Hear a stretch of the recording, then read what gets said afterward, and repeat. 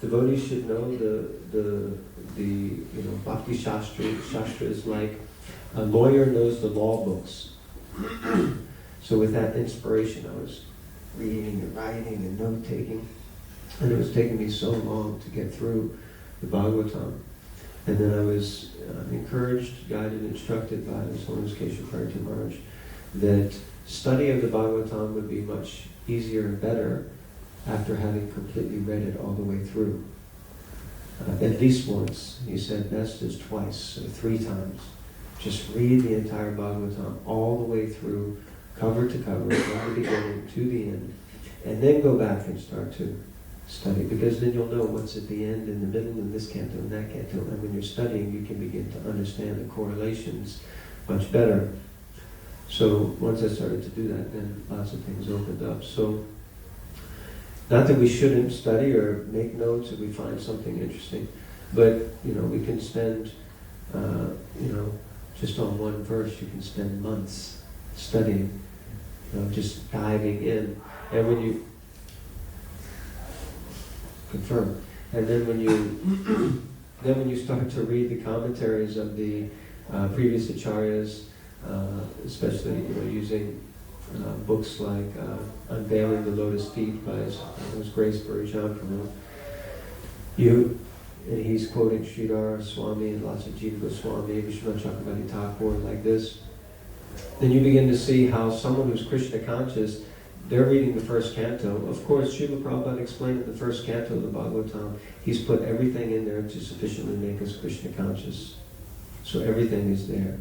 And when you read the commentaries of these great souls, when they're reading the first canto, they're just seeing Krishna Lila.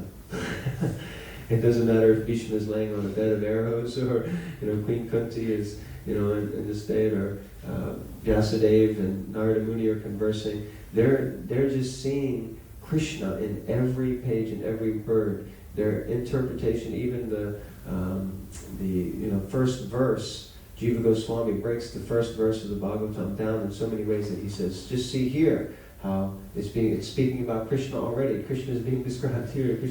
And whereas we think, where did he get that from?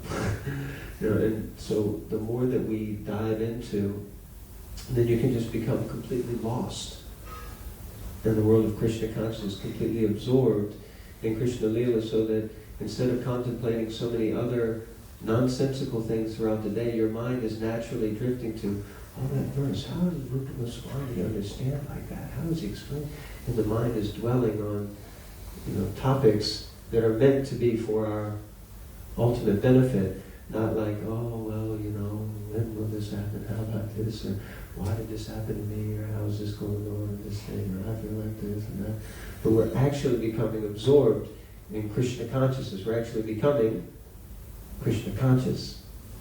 Instead of just like, sometimes we can just read to tick the box, right? On the sadhana chart, I've done my 1 hour today. But that's not the point. The point is that hour, it should be like, oh my God, I've been reading for like an hour and 20 minutes. Because you just like gone into and dived right in, trying to understand, like just, really living the Bhagavatam. So every page of the Srimad Bhagavatam is just Krishna's pastimes, and Krishna's nectarian Leela is just pouring forth. There are a couple of quotes that Srila Maharaj gives in the beginning of in this introduction to Krishna Sangati. Actually, this wonderful introduction, and so many things. I was reading, and I read about 15 or 20 pages and realized I'm going to have to go back and just paragraph by paragraph kind of break this down and really try to dive into it, because him and Keshav Bharati Maharaj working together, just revealing so much depth of understanding and knowledge for all of us. But there are some nice quotes he gives there about the importance of cultivating this knowledge and wisdom, and I'll end with these. Srila Prabhupada, he quotes Jiva Goswami and says that unless one accepts the inconceivable power of the Supreme Lord, there's no possibility of understanding Him. So, and Maharaj is using this because he's explaining the distinction between the prakat and aprakat leelas of the Lord, understanding how Krishna can leave Vrindavan and simultaneously never leave Vrindavan, and the way that there are not demons in the spiritual world, but at the same time there are demons in the spiritual world. So he's explaining that you have to first accept that Krishna's his potency is inconceivable. Our tiny little brains can barely fathom that. And once we accept that basic principle that Krishna's pastime is, his potency is inconceivable, then we can begin to understand him. We can begin to understand that inconceivable nature. Now, Sri Vishwanath Chakravarti Thakur, he advises that we must, when we're reading Krishna's pastimes, we must harmonize our mood with the mood of Krishna's pastimes, so that we actually enter into that same mood.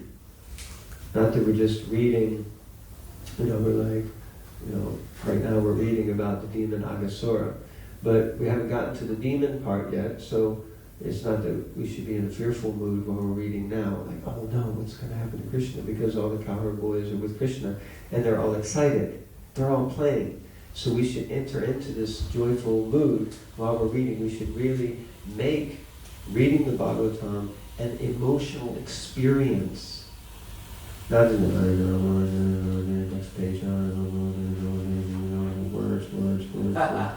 It's like we're actually reading, like we were doing, we read, they're imitating the sound of the cuckoos, dancing like peacocks and swans, and you're visualizing, you're experiencing, you're entering into that. Oh, these cowboys, they really love Krishna, they just like to have fun, That kind of really entering into the mood. And Bhaktisiddhanta Saraswati Thakur, he explains that without knowledge of the transcendental truth, Siddhanta of Krishna, no one's heart can be spiritually attuned with Lord Krishna. So unless we're actually cultivating the knowledge of Krishna, the Siddhanta, the Tattva, the ultimate understanding of the Lord, unless we're actually cultivating that knowledge, then there's no chance that our heart can become attuned with Krishna.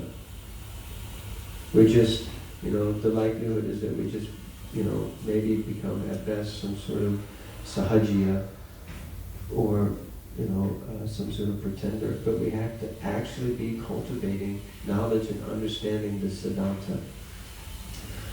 So like that, I'll finish here and see if anyone has any questions. Please forgive me, I didn't speak anything that I was going to speak. I had a whole bunch of other notes and somehow just went off in a different direction. So please forgive me if this class didn't make any sense at all. Sometimes that happens. Those of you who sit on the Vyasa realize that sometimes you're going this way and in the book takes you in a totally different direction. Yes, so many times. Thank you for the enlightening class. Can you tell us some of the problems that we encounter if we read other books before we read Srila Prabhupada's books? Yeah, read other books before we read Srila Prabhupada's books. Well, generally there's a prescription that we should read all of Srila Prabhupada's books and then begin to read other books. First of all, I guess we'd have to qualify what you mean by other books. Let's say